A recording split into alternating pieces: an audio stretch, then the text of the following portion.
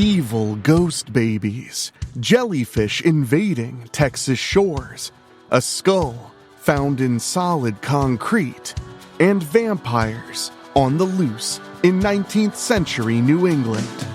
Get comfortable. Turn off the lights. It's Monthly Spooky.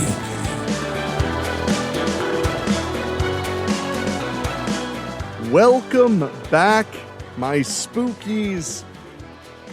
It is that time of the month, and I just want to say real quick, I'm of course your host Henrique here with my good buddy co-host Michelle. Final Mondays of the month have been weird the last 2 months. Mm-hmm. Last month it was like all the way at the end, like to where it felt like it was never coming, basically. Yeah. And then this month it's like, it feels like the middle of the month. Yeah. But it's the last Monday. It's also that month, the February month. So it's always messed up and I forget I have to do bills early and stuff like that. Oh yeah. Yeah. Luckily I'm awful. Like for the most part, I pay my bills the moment I get them. It's a thing I got from my mom apparently. Mm-hmm. So I don't do a lot of like month end, not too much, but yeah. February, huh? Mm. Well, our topic for tonight we'll be talking about after we talk about the spooky news is one I'm pretty amped about. If I could find my notes, we're going to talk about the New England vampire panic that happened way back in 1700 and 1800s. Oh, okay. I had never heard about this, and the more I learned, the more I wanted to know more. Mm-hmm. So we're going to take a deep dive into that later on. And of course, I've got a plethora of news stories ready for us to attempt in vain to understand. But before all that, Chell, how are you? I don't know. I always ask this question and you're never ready. You've never done the research necessary, apparently. I thought that eventually you'd figure out that I don't know how to answer that question. I thought eventually you would learn. No. I mean, that's fair enough, I suppose. Well, I have been a busy bee. Yeah. Yeah, as opposed to all the relaxing months that I have. Yeah. But no, I've just been up to a lot. I've been upgrading my office, like, for the last 2 months. Like, I've been building things and moving things, reorganizing, building furniture, building acoustic panels. Yeah. Things like that. Really boring nuts and bolts stuff that makes the podcast sound better. I mean, it does look like a lot of blood, so. Oh, I never even thought that it would look like blood. Because a lot of blood. The contractor told me it was hemoglobin. Oh. But you think it looks like blood? I think it's blood. But so you think you like ripped me off? No, I think you got exactly what you deserved. Blood. Well, okay, first of all, I hate when people say that because it's never good. But let me look this up real quick. Oh. Yeah, hemoglobin is blood. That's what blood is. Yeah. Okay. Yeah. That's what I get for being a high school dropout, huh? Eesh. I mean, I think it's fine. It's just a lot of blood. It doesn't smell like copper as much as it did. Good. So, I mean, there's improvement occurring. It's okay. I still think it's fine. I just close my eyes when I look at it now. And imagine less blood, like slightly less blood. That's just how you calm slightly yourself. Less, yeah. You're like, you close your eyes, you're like 20% less blood, 20% less blood. That's fine then. Mm-hmm. Well, I'm glad you like it. Thanks. Sort of, when you close your eyes. Yeah. But no, it's been a lot. So, but I've learned, aside from what hemoglobin actually is, I've learned a lot about carpentry. That's good. So that's nice, and survived, a snowpocalypse, which did slow down my building. That's why I built my last giant panel. Like, I rushed out and did it as fast as I could last week because the weather suddenly became warm and decent. So I was like, okay, do it now. Because these things are huge and they're sawdust and insulation. You don't want to do it inside if you can help it. So, but yeah. So I feel pretty good about it. And I've been working on some different things. Like I've been trying out making reel content, shorts content, related to Terrifying and True. And what I'm really learning from making this content is, number one, the internet is still a very bully-ridden place. Yes. Luckily, I mean, my skin at this point may as well be, a friggin' Panzer tank. Cause like, I'm just like, yeah. I survived public high school. What you got? Try. But I've also more so realized that most weeks it's actually really hard for me to find an hour to record videos. Mm-hmm. So I'm trying to I know that there's a place in my week where I could more conveniently do it. Yeah. I need to find that day of the week that it makes the most sense. Because when you work from home and you mostly do, internet stuff and recording and talking to microphones, it actually I actually have to make I have to make a special time to be dressed and nice and because usually I'm kind of I'm in pajamas right now. Wow. Yeah, no, it's bad. It's not the best thing. And I wish I could claim it was because we do this early in the morning, but it is. No. It's noon. Yeah, it's yeah. But yeah, so I've been okay, I need to get find a day where I can get into the habit of taking a shower and doing my mustache up and putting on some nice clothes and it's been more challenging than I want to admit to do that. This week got particularly crazy. Yesterday, we're recording this on Friday the 20th. Yesterday was my mother's birthday. Yay. And I took her to see Dracula. Oh, okay. Which I actually really liked. Did I even know? I don't even know if I knew there was a Dracula out. That's what a lot of people are saying. And I got to admit, when I first saw at the theater they were showing it, I had not heard anything about it, which is really weird because it's directed by Luc Besson. And Luc Besson is famous for The Professional and the Taken movies. Oh. And he's my favorite modern French director.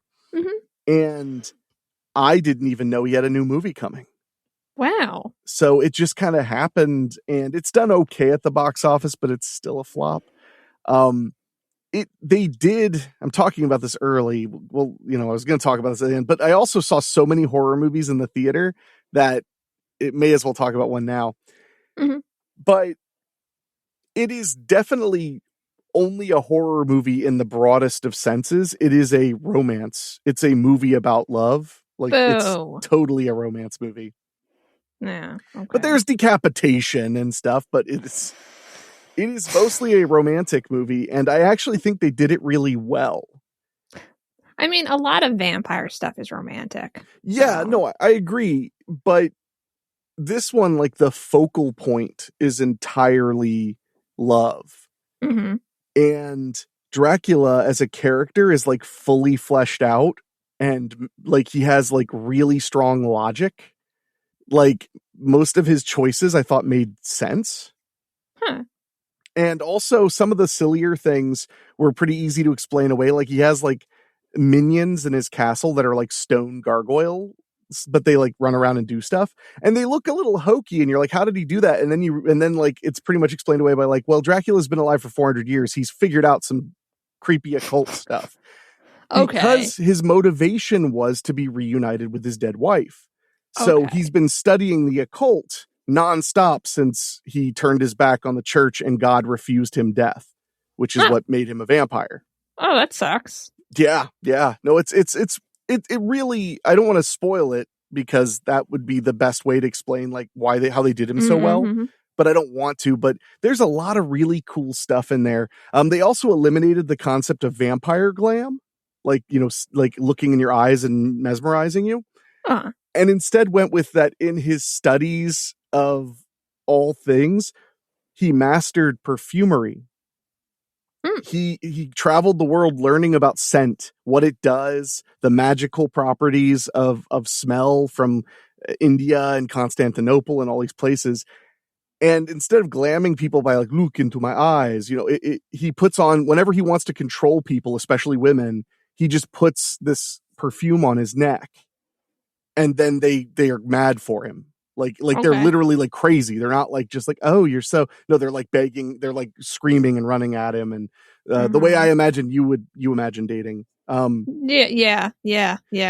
But I thought that was a really cool touch because it was very different, and it also explained why in this version they set it in Paris instead of London, which was how they did the original Dracula. Or in Nosferatu, they set it in Germany because it was a German film. This one was a French film, although it's in English. And the perfumery is kind of how he ends up like having an established life in Paris. Okay. Also, the reason he has minions, vampires, he like spreads vampirism everywhere, is to have people all over the world looking for the reincarnation of his dead wife. He's got a problem. He does, but I'll tell you right now, they don't cop out and like change everything about him to make him more Dracula-y. Like he really is believable. I really liked it. I don't want to spoil anything else. I could talk about it for a while because I was shocked how much I enjoyed it. And then the more I thought about it, I was like, man, I like this more than Nosferatu, the remake of Nosferatu. But it's not much of a horror movie. There aren't big scares and stuff. It is more a macabre love story. And Dracula always had a lot of that in the original book. I mean, that's why he gets obsessed with Mina, is because she reminds him of his dead wife. Mm-hmm. So, but in this version, he's seeking a reincarnation, which is another thing he figured out studying the occult for so long, was that. So, no, I'm just going to act like your phone didn't go off, Chell. I'm so sorry. It's a spam call. Of course it is. No, it's okay. It's okay. Oh. We all know how important we are to you now, Chell. Oh man, I was going to put it on another not ringing thing, and I didn't. Well, I think that's as good a point as any to take a quick break, and when we get back, we're going to dive into the spooky news.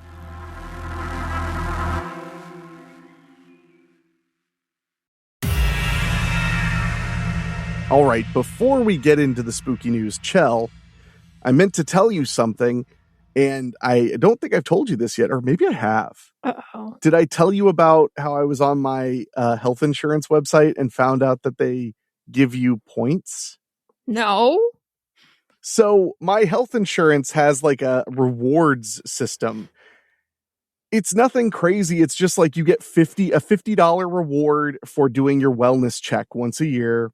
And you get, and then you get like another reward for doing like filling out some crap on there, whatever. It caps off at like $75 in a year.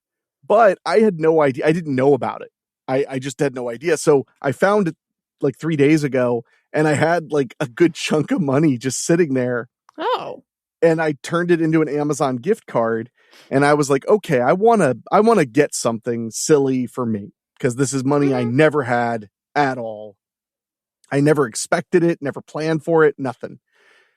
You know what I ended up buying? No. It'll be here tomorrow. I bought a theremin. Oh, like a theremin? Yeah, except said right. Oh, fine. It's like Neanderthal. Everybody says Neanderthal. I don't believe that it's wrong to say Neanderthal. It's just a different pronunciation. Fine, whatever. But Neanderthal is the original pronunciation of Neanderthal. That I don't believe it's right or wrong. If you say Neanderthal, we know exactly what you're saying. It's not like Florida when you say Florida instead of Florida, which is how it's spelled. No, I'm not going to do this. I'm not going to do this. Okay. No. Or exit. There's no G's in exit. But I ordered a theremin, Mm-hmm. and I'm like super amped. I've always wanted one. Yeah. For those who don't know, it's an electric instrument that you control by putting your hands toward it or away from it. It controls the pitch, and then one can control the volume. And there are lots of different ones. I bought a beginner's one because I know that they're super hard to master. Cool. So I wanted one that you could pick up and play right away. And then if I really like it, someday I'll get like a really nice theremin. Mm-hmm. See, now you got me doing it. Sorry. but I'll get like a really nice one if I get really into it. But I just love them, and I've always had really strong pitch, so I've always wanted to try it because I can hear pitch pretty well, and it's all listening and muscle memory. So yeah, I'm really excited. Cool. I'm gonna hook it up to my interface, and like I can run it through my my workstation through like tons of guitar amps and pedals and stuff, and do all kinds of weird stuff. So anyway, I'm sure I'll bug you with it sometime and show you. I'm really excited to try hip hop stuff with it, because when I hear the theremin, I'm always like, man, this would be great for like dance music and hip hop, way more than I think for like the classical music. It was very popular for classical music, and then it got very popular for surf music for a while. Yeah. In fact, the first time I ever saw one in person was when the Mulchmen were playing here in Dayton, and they're a surf band, and one of the guys does a theremin solo. Like while he's playing guitar, he'll stop playing and then do. It's so cool. Yeah. So I'm excited. But anyway, I just wanted to tell you, and I was like, that's spooky enough to share here. So, but now, Chell, it is time for the spooky news. The spooky news. And this one is, of course, from mirror.co.uk. Yay. I was like, do you have an opinion on that? You shouldn't, but I don't blame you if you do. And this one I wanted to start with because I know it'll make you mad. Oh. The headline reads, Exorcism performed in Galway house after poltergeist of dead baby torments family. No! That's horrible. Which part? All of that? No, we're going to exorcise a dead baby? That's horrible. Well, what else are you going to do with it? Leave it alone. Comfort it. They say it's tormenting them. What, by just existing? It's a baby. Is it technically existing if it's a ghost? I guess it is. I guess so. Yeah.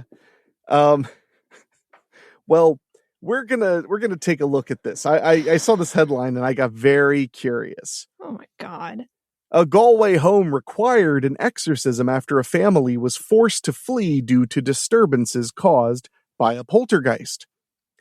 The Fahey household, parents Jackie and Esther, daughter Martha, son Michael, his fiancée Mary, and Martha's infant, Sarah Louise. So there was a living infant in the house too. Weird. Maybe. I hope I didn't just bury the lead, and that's who the ghost is. Yeah. Resided in Corab through the 1990s. After Sarah Louise's birth, the family experienced torment from a poltergeist. So this is a babies hate babies kind of thing, I guess. Okay. Yeah. That's.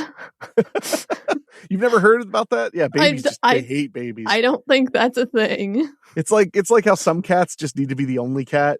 Like some babies got to be the only baby. They're like, man, I hate other babies. I don't know anything, but I know that. That stupid baby also looks like Winston Churchill. Yeah. That's my look, you jerk. Yeah. I like that for many reasons. Like that the baby knows who Winston Churchill is. The disturbances manifested through peculiar odors, objects being damaged or relocated, unexplained sounds, and abrupt temperature drops. Okay, that didn't sound that bad, but whatever. Well, odors can be pretty bad if they're really bad. I mean, if they're really smelly. I hope they explain what the odors are. Yeah, well, and objects being damaged or relocated, you know, you could be like, oh, where's the remote? Or it could be, where's my insulin? Where's my inhaler? Okay. Where's the pills I have to put under my tongue after I've been scared by unexplained sounds? See? Chell just loves to diminish other people's fear, you know.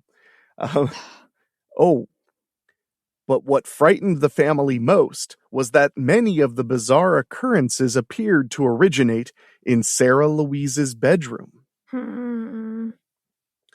During one evening, they heard her distressed cries emanating from her room and rushed to check on her. They discovered the infant sitting upright, surrounded by her stuffed toys, arranged in a precise circle. Babies don't know what circles are. I want to know, Like, I don't think there's a photo of it. No. Mm-hmm. Because I want to know, what is a precise circle? Because, like, if a baby just has toys all around them, there's going to be a kind of circle. Mm-hmm. Yeah. Yeah. But I mean, but if it's like a really clear, like not sloppy circle, that would be strange. Yeah, it would be. Yeah. The situation deteriorated to such an extent that the family eventually vacated the property, with Michael and a mate remaining behind. The case attracted nationwide coverage, and ultimately the family secured help from professional parapsychologist Sandra Ramdani. Yeah, that's how you say Ramdani. The family escorted Sandra to the property and presented her with Sarah Louise's bedroom. As they suspected, this was the epicenter of the haunting. Sandra uncovered that an infant had been suffocated to death in the dwelling a century earlier. Oh. I mean, a lot of infants died like a century ago. Yeah. It's Yeah, not it's true. the most unsafe guess or bet. Yeah. It was envious of the care which Sarah Louise was getting, and that explained why it haunted the property, particularly her bedroom. I don't believe it. Yeah, why do you think it's haunting them? No, I don't think it's a baby at all. What do you think it is? It could be anything pretending to be a baby, because I just Like a don't cat? believe. Yeah. Like kind of sound like babies sometimes. Yeah, cats get envious of things. I just don't think babies get envious of, like, no, I don't believe that. Fair. An exorcism was performed with Sandra lighting candles and incense, urging the family to direct all their love towards the ghost baby. Oh, I like that. All our love for you to get out. Yeah, we love you so much we don't ever want to hear from you again. Michelle has a real problem with the concept of exorcisms. She thinks they're mean. They are mean. The poltergeist peacefully departed the house, restoring normality. Okay. In a conversation with RTE at the time, Michael expressed his conviction. Quote, "Firm beliefs in any type of things to do with ghosts and poltergeists, I actually believe in the psychic part of it as well." And that's where it ends. Great work. Oh, that's awesome. Mirror.co.uk. Thanks. They just publish stuff like that. Yeah. But I mean, that was somewhat interesting. I mean, it sounds like if there was a ghost baby, it was pretty reasonable. Yeah. It was kind of like, hey, just no, stop it, no. And the baby was like, oh, okay. Yeah. No one ever even said anything that I shouldn't do this before. Now I understand, and I will leave. Babies, I tell you. Well, luckily, I mean, is it that mean to exorcise a spirit if it's going to go to like the afterlife or something, like somewhere where it's supposed to be? We don't know where it's going to go. Maybe nothing will take it now because it was mean. There's going to be like a baby bird. Like, no, if your scent's on it, the mother will take it back, which I'm pretty sure isn't true, but it's not true. Yeah. Well, good job, everybody, for saving or for freeing yourself of the poltergeist baby. That needs to be a movie, Poltergeist or Baby Poltergeist, and it's just baby. No wonder. Well, we're going to take a quick break, and we'll be back with even more spooky news.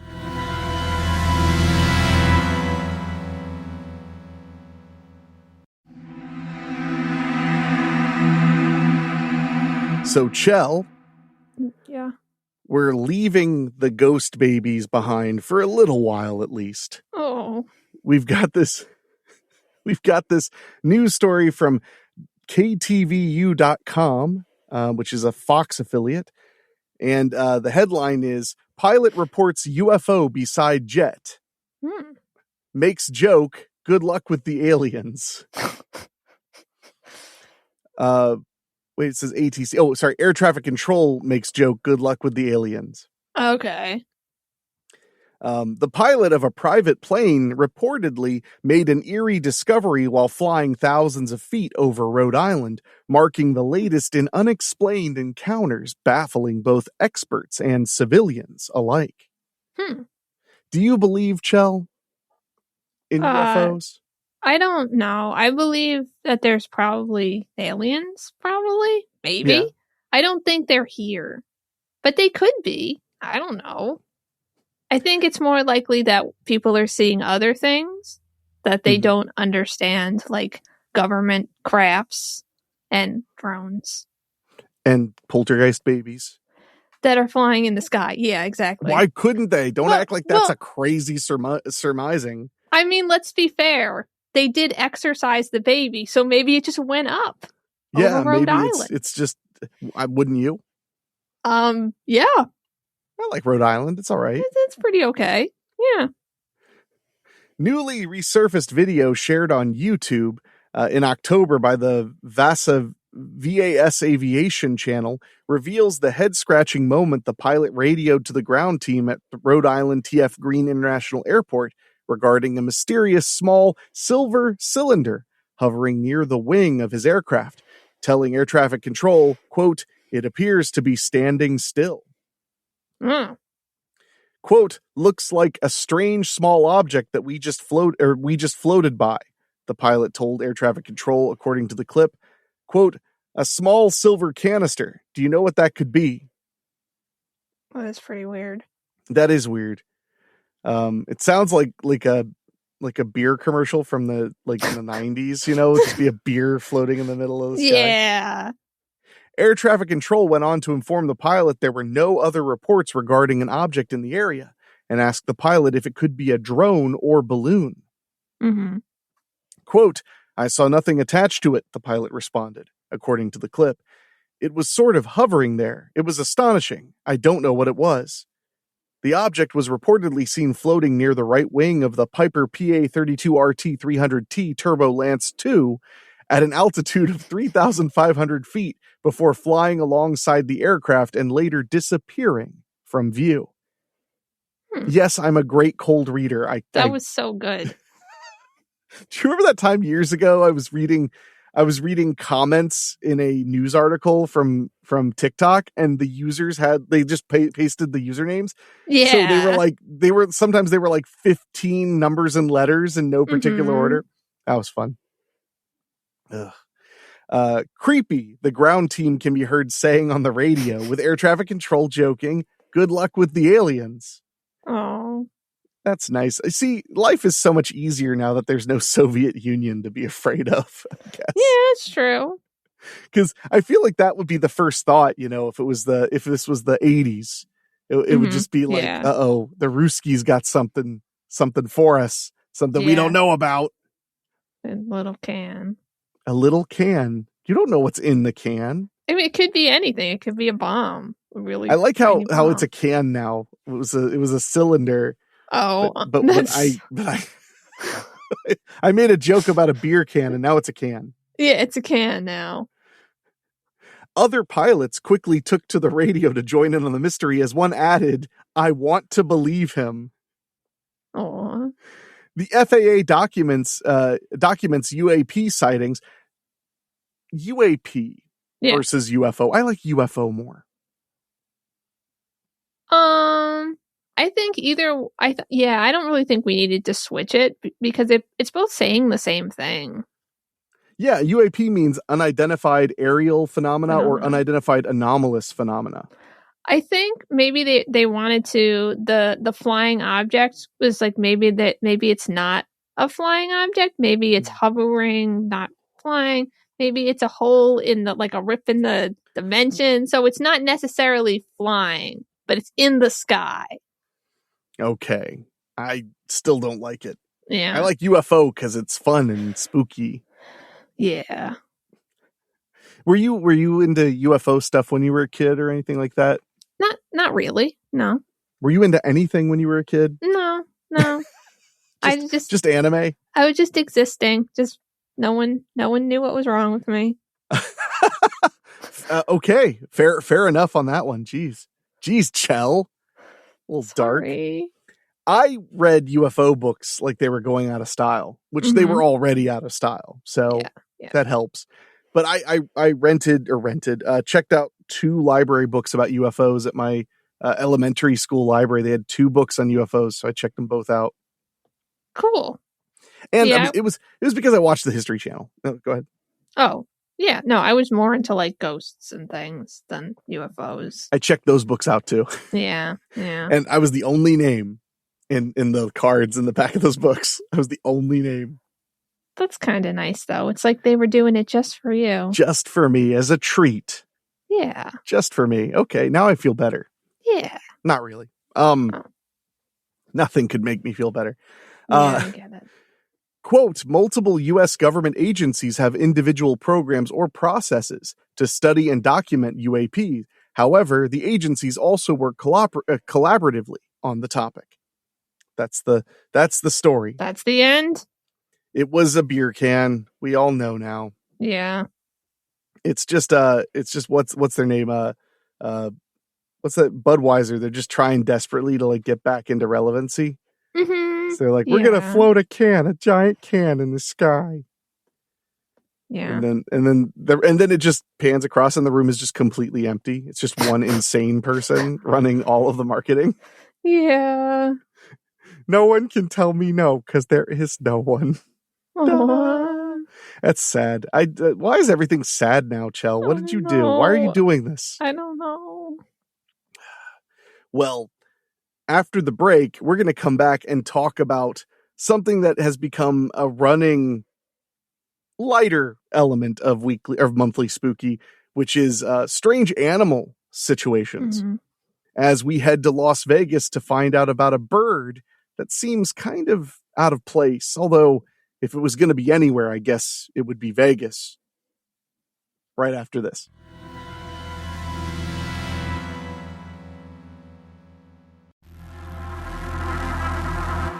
All right, Chell, we're back. And what's your favorite bird? Oh, that's such a hard question. Go on. I think I like probably turkey vultures the best. Oh, okay. But I also like cardinals, and I like fish crows, and Fish crows. That one I don't know.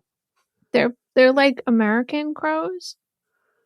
They look almost exactly the same, but they caw really strange. So I like them. What does it sound like? Give us an example. Sounds really nasally, but like a crow caw. I'm not gonna caw. No. Oh, okay, fine. Yeah, they just look like crows to me. Yeah, I like them. Well, I don't have a favorite bird because I'm not weird. And I like pigeons. I know you love pigeons. Yeah. You're not. You ever grab a pigeon? No, I want to. It's not hard. You just have to actually want to. I know. That's the secret I learned is, you just have to actually want to grab the pigeon, because if you hesitate, you won't catch it. Yeah. So you have to commit. Well, I don't know, man. In Las Vegas, we have this news story from WRAL.com, and the headline is Rescue Group in Las Vegas tries to catch a toucan that escaped its owner before it's too late. Yeah. I'm shocked toucan wasn't even in your top 10. No, I don't really. I mean, they're cool, but I don't have any sort of like thing that like, I don't know. You didn't like Fruit Loops? No, not really. No, I liked Fruit Loops. They're fine. Catherine Eddington was driving in North Las Vegas last week when she thought she saw a big black bird carrying a banana across the intersection. That's fair. Yeah. But after a closer look, she realized it was a toucan, a tropical bird native to rainforests in Central and South America, known for their large, colorful bills. Mm-hmm. I would say that's what they're known for. Yeah. Toucan Sam. Oh, yeah. Man. Quote, they're beautiful birds, so being able to see something like that so close to home was fascinating, said Eddington, who recognized the bird from social media and contacted Animal Rescue. That toucan's name is Sam. No. I like it too because Toucan Sam, it feels, because it's so like instilled in us since childhood, it sounds really like it works, but it doesn't rhyme or anything. Well, toucan Sam, and Sam kind of rhyme. That's like people who say Action and Jackson kind of rhyme. They do not rhyme. You think Action Jackson rhymes? No, but it's close. I didn't say it wasn't close, but it doesn't rhyme. Fine. Why not Toucan Stan? That literally rhymes. Okay, fine. I don't know. Ha ha, gotcha. His name is Sam, and he was living in the area has been living in the area since November, when a resident posted online that he'd escaped from his cage. Oh. After surviving the Las Vegas desert for months, Sam has captivated community birding groups, with people posting occasional sightings around town. Imagine if you were a person who does birding, like, talk about pay dirt. Yeah. I saw a toucan. No, you didn't. Yeah. Yeah, I did. And his name was Sam, and they're like, get out. A local rescue group has been trying to catch him for months, and the clock is ticking. Mm-hmm. Oh, do you think he has one of those, like, collars that explodes if he's away from home too long? I mean, that's usually what that means, so... Quote, I'm really worried about him, said Sky Marsh, president and co-founder of the Southwest Exotic Avian Rescue. Do they have so Las Vegas has a Southwest Exotic Avian Rescue. Is that like just one person, or is that like, no, I'm not trying to be funny. I mean, seriously though, like, how much demand is there for a Southwest Exotic Avian Rescue organization? I don't know. The Las Vegas-based group has spent hours searching for him, only to find the bird 50 feet up in a palm tree, limiting rescue options. Yeah. Well, I mean, that's kind of where they like to hang out. Mm-hmm. They have not been in touch with the owner, she said. They haven't been in touch with the owner? Why not? Yeah, it's the damn birds. I mean, I get that, like, well, is this one of those things where, like, well, they should have taken better care of him? Okay, fine, but, like, it's their owner. Like, I think they probably care. Yeah. Yeah, and plus, birds... sorry. Birds escape.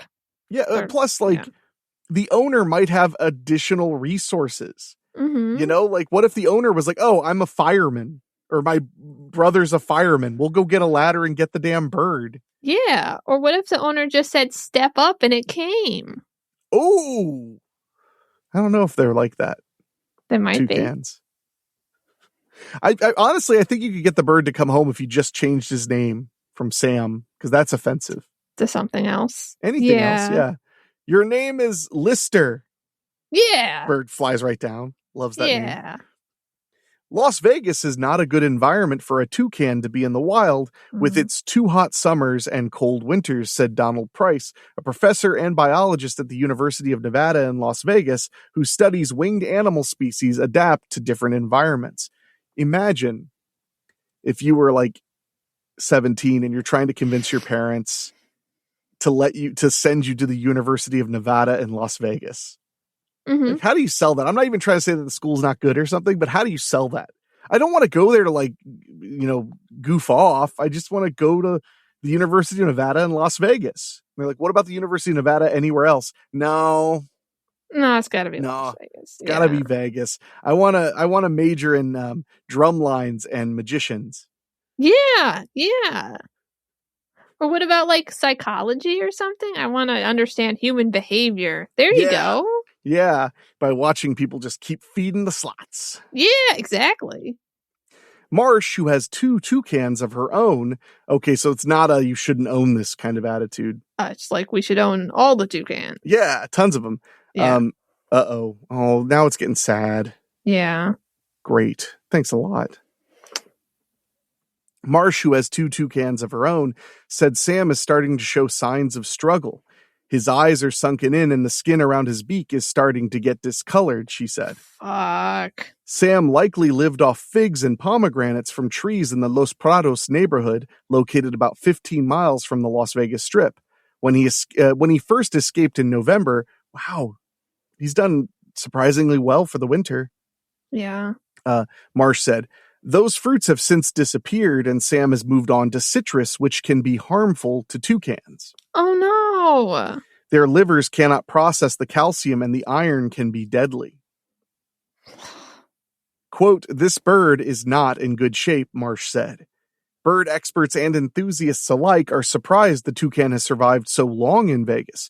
Exotic birds that escape often have difficulty finding food and avoiding predators, and the changing weather in Las Vegas has also likely taken a toll on the toucan. Birds can thermal regulate, but only for so long. It takes a lot of energy, so the toucan would need more food, Price said. Quote, if it's still alive, it could be in trouble, I can imagine, so hopefully they catch it, he said. The toucan has been spotted in one specific location, a sign he's running out of energy, she said. The rescue group set up a cage with food in it and urged neighbors to stop feeding it. Mm-hmm. The toucan has scoped out the cage but gets spooked when people are around, Marsh said. The rescue group will rush him to the vet as soon as he's caught, Marsh added. He'll need fluids and his system needs to be flushed to remove the iron he's eaten. Marsh urged neighbors to not get close to the toucan or try to trap Sam themselves. Quote, the more people are out there, the worse it's going to be because he doesn't like people, she said. So just let us do our thing and we'll get him. Without talking to the owner, which is the weird part to me. So weird. Yeah. Poor thing. I hope they catch him. I mean, Me too. Yeah, this was posted yesterday. Oh man, so they probably haven't caught him yet. Yeah, but at least there's time. Well, the good news, not to be like, I'm always so positive, but like the good news is the weaker he gets, the easier he'll be to catch, which that's good. Hopefully they can catch him relatively soon when he can't fly around a ton, and then it'll be easy to get him treated. Yeah, we just don't want him to get so weak that like he has trouble getting better. Yeah. No, definitely. Oh man, I feel really bad for him. Yeah, you should. After you said all those mean things about toucans at the beginning of this. Well, now we know where you stand, the kind of person you truly are. Oh, sorry. Well, when we get back, we're going to talk about a news story involving a homeless man. Or does it? Oh, I don't know what that means. Right after this.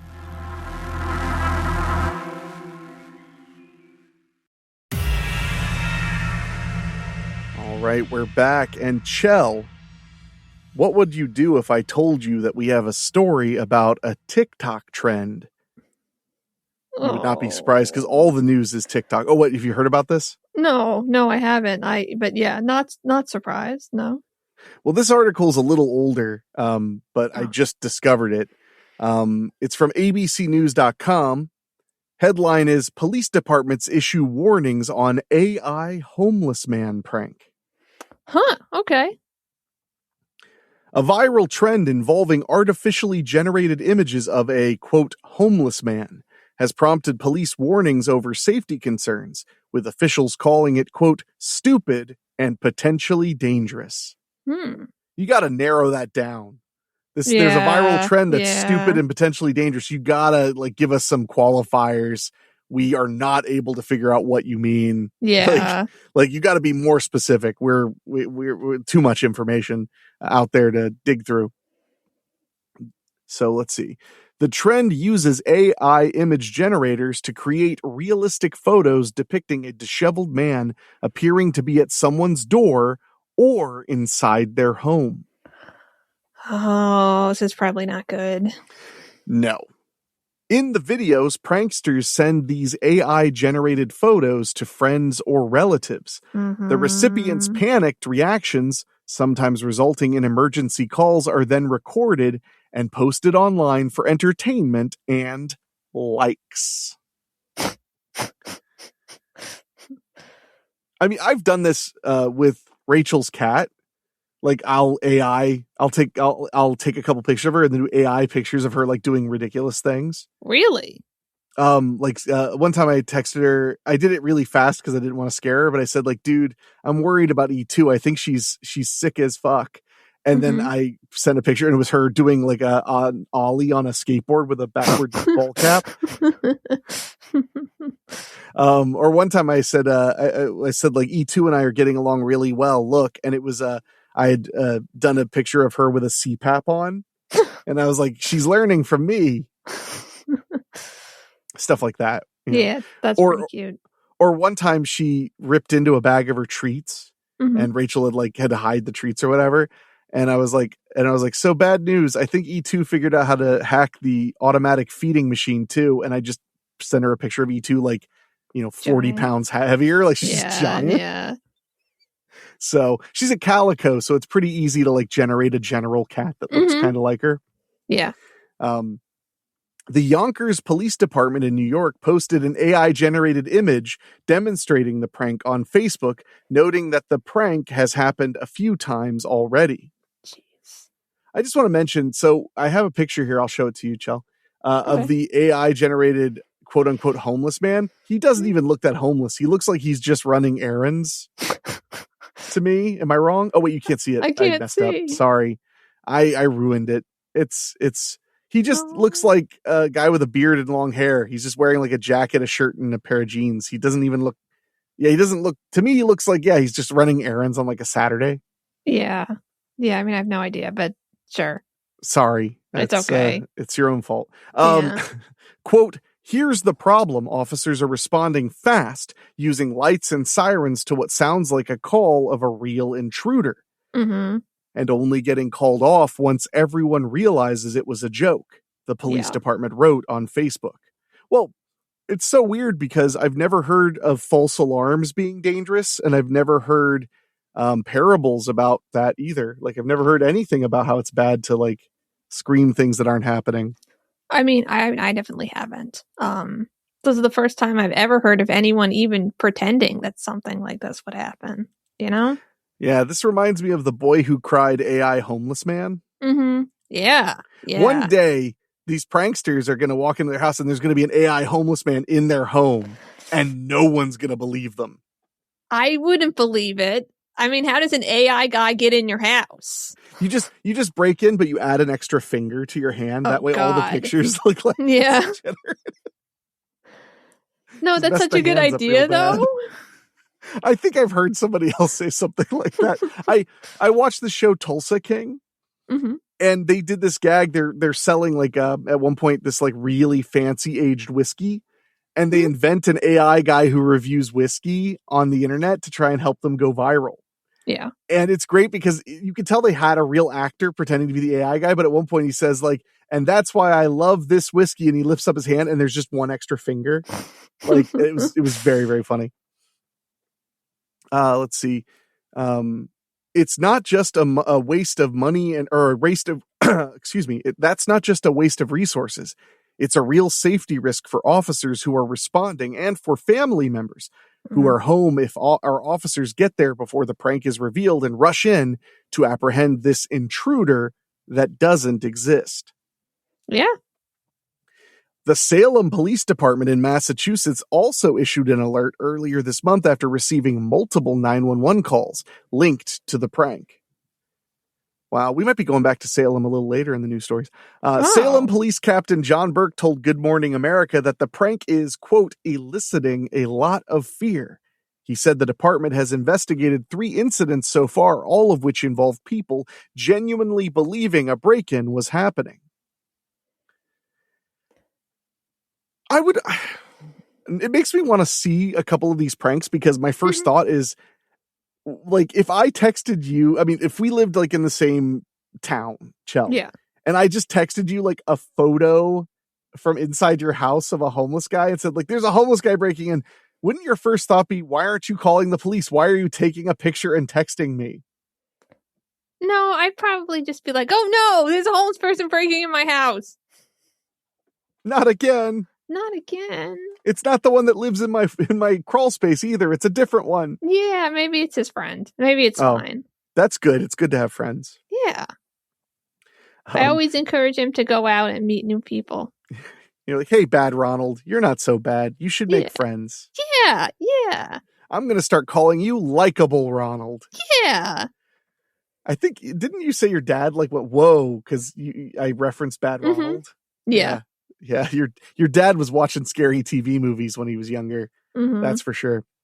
In one case, Burke said a person thought a relative had picked up a hitchhiker who was now threatening them. Okay, They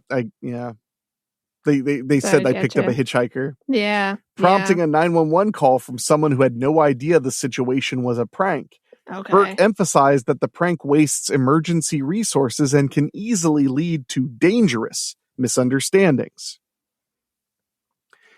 You have to make an AI cop to go arrest him, right?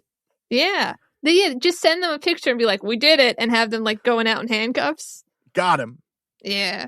Quote, you're causing... Oh, sorry, please. Oh, no. Please continue. No, you were going to say something. Oh, I was going to say, isn't making like a false police report a crime? Yes, but I think that it's the people reacting. So this is more inciting panic, not a false police report. Okay, but it's still a crime. Yeah. It's just different because the person calling thinks something's wrong. Right. Quote, you're causing your friends or your family to panic, he said. You're tying up a police public safety answering point, a 911 dispatch center, and you're wasting the police's resources, Burke added of the police response. Quote, there is the case when you know we're responding to these incidents. There is the chance when you know we're responding to these incidents. We don't know at first if it's real. We have to handle every situation like it's a potential real situation. Mm-hmm. In its warning, the Salem Police Department also condemned the prank for dehumanizing the homeless and spreading fear for entertainment. I mean, fair enough. Yeah. The department warned that pranksters could face criminal charges under Massachusetts law for making false reports to emergency services, even if no one was hurt. I didn't think they were calling emergency services directly, but Burke urged social media users to think twice before participating in trends that could endanger others. Well, that leaves no trends at all. Yeah, what are they going to do? Just really. Be nice to people and just get off the internet? Quietly? Yeah. Quote, if you're thinking this is funny or you're thinking this is something you may want to try, please think twice on behalf of friends and family, he said. And then also don't risk it. He said don't 3 times. Good for him. You getting yourself in trouble or having to go to court being charged with this, it's easily preventable. Yeah. It's definitely easier not to create an AI homeless person than it is to create one. So and then file a report or something. No, not the way to go. Yeah, not the way to go. Well, we're going to take a quick break, and when we get back, Chell, I got to be honest with you, I'm a little disturbed by how many news stories I discover that are just about things being built and corpses and remains being found. It is such a constant in the news. We have one that's a little extra flavor on it. So we'll be talking about that right after this.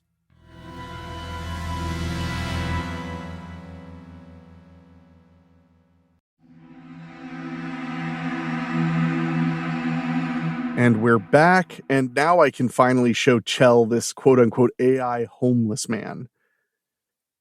See what I'm saying? Yeah, I mean, I could see someone saying that looks like a homeless man. I mean, he does just look like some guy with a long beard. Yeah, and long hair. He just looks like a guy. Yeah.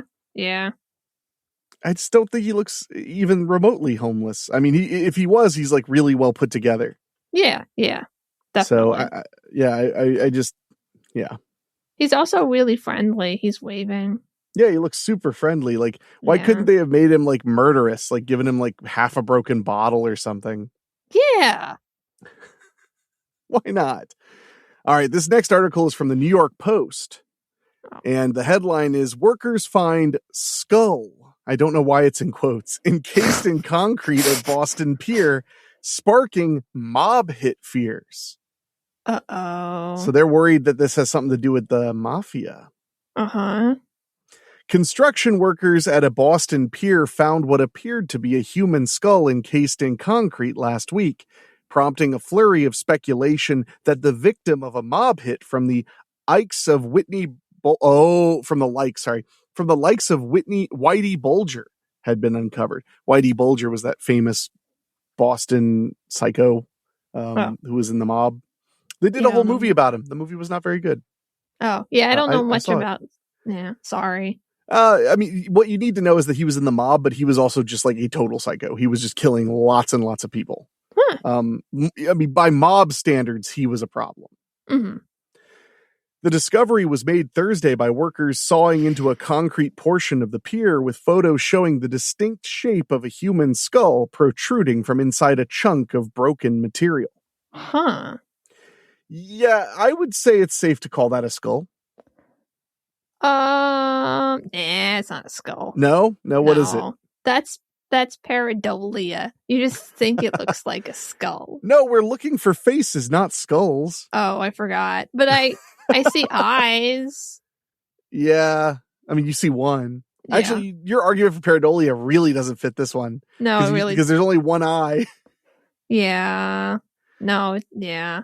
I just have a question, though, that, like, how did it get in the pier, though? That's...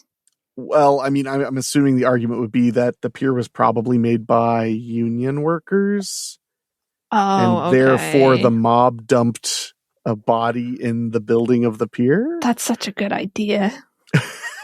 You should learn more about mobsters. They do stuff like that. Yeah, that's a skull. Yeah. Although now, I mean, this picture's kind of low resolution. Now it kind of looks fake to me. Oh, really? The teeth. Mm. But I mean, I'm not a skull expert any more than anyone else can be, I guess. Yeah. And I never will be. I never will Oh, be. you can be. Thank you. I needed that build-up. Workers told NBC 10 Boston they, quote, could not believe what they were seeing, and police were promptly called. The apparent skull was bagged and sent off to a medical examiner for analysis, while some began to wonder whether cops would finally be able to close an old cold case, or else would have to open a new investigation. A gut reaction is to make connection to a mob hit, former Massachusetts State Trooper Todd McGee told NBC 10. Quote, the location was chosen where it was probably a remote situation and there was no anticipation of any human interaction in that area, he added. And lo and behold, the skull was discovered. The theory was not far-fetched. Boston's history of organized crime is well known, with numerous murders associated to mobster Bulger and his Winter Hill gang, which terrorized the city on a hill for decades, beginning in the 1970s. Okay, a hill. That's why they were called the Winter Hill Gang. Yeah. Yeah, I like that. I'm glad you want to join now. You're like, are they still around? That sounds good. Yeah. Was that was me? That was you. My phone doesn't show anything. That's so weird. I don't even have a sound that sounds like that. Yeah, that's the timer app. That's weird. Weird. I'm leaving that in because that was sincerely, I looked at my phone and there's nothing lit up. Wow. And it wasn't my watch because my watch wouldn't be that loud. And there's nothing lit up on my watch either. Weird. Anyway, let's talk about something less creepy. The mob killing people. Yeah. Okay. However, within days, the intrigue proved all for naught. The office of the chief medical examiner announced Monday the skull was in fact fake. I guess I am a skull expert. I guess you are. What do you mean it was fake? It was fake. How did it get there? Well, the last piece of this article says it remains unclear how it got there, and no other information was immediately available about any ongoing investigation into the mystery. I thought the teeth looked weird. I think this was a prank. It's probably a prank. Yeah. Because you see all those like internet memes about like, I'm going to leave this fake skeleton in the, walls while I'm remodeling, or I'm going to put this skull under the porch or whatever. So I think that might be what it was. Yeah, that would be cool. So, but yeah, it was the teeth. The teeth is what made me think it was fake. Because they're square. They didn't look like human teeth to me. Not on a skull, I mean. Like, they literally have like a square ridge to them. So here, look again. See? Oh, they really do. Yeah. At first I thought maybe it was just the photo, but no, I think that's just because it's a phony. Yeah. Great big phony. So, Chell, would you hide fake human bones if you ever did any major renovations on your home? I definitely thought about it. I would definitely want to hide something because people get so excited when they open their walls and they find things. Yeah. Like I just saw on Century Homes Reddit, somebody found lots and lots and lots of condoms. So many condoms. So like I don't know when they were. They were really old. Yeah. And so it's nice to hide things for people to find. Maybe a skeleton. Doesn't sound that nice. I think if the skeleton is obviously fake, like it's made out of plastic, so Okay. it scares them for like a second, and then they're like, "Oh, this is just a Halloween prop." I think that's fine. Okay. Well, now we know where Chell stands on hiding phony baloney skeletons Yeah, and things. I'd probably hide something else though.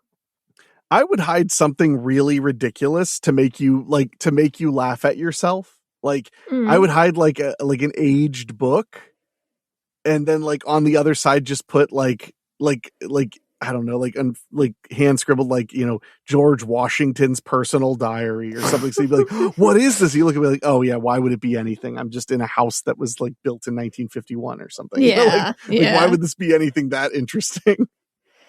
I don't know.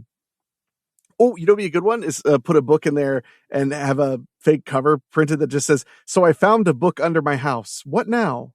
Or something like that. You know, like, so you found a book under your house. I like that. Yeah, that's actually pretty good. Yeah. Okay, well, I'm gonna think on that. I mean, I have a slab foundation, so there's not a lot of places to hide anything without like pouring cement. Yeah. Sorry. Yeah. Well, Do you have a little room in your attic you could throw a book and then have? So I found a book in my attic. What now? I mean, I bet there are books in my attic. Oh, there we go. I need to go up and clean it out. I'm awful. It's just storage, like, but I don't even know what all's up there. No, if I'm honest. Man, I should go up there. I'm also afraid of my attic, but that's a whole other conversation. Why are you scared of it? It's just weird and dirty. Okay. It's not like it's special. That's the way attics are. Weird and like dirty. This kind of like because mine's not very big. It's very small. And I think I don't like closed spaces that much. I'm not like I wouldn't say I'm claustrophobic, but I have my moments where I'm like, that's a little tight for me. But I should just go up there because there's boxes of stuff up there. I'd like to check what it is and maybe get rid of some stuff. Yeah, that's probably good. Something. Yeah. No. You could put new things in there if you got rid of things. That's exactly what would happen. Yeah. I got to get rid of my stuff so I can put more stuff in there. Oh gosh, my life is just getting more stuff. I can't wait to get my theremin. Okay, so when we get back, we're taking a trip to Texas where there's a strange creature washing up on the beaches. Better not be a chupacabra. Okay, different news story. No. We'll have to find out after this.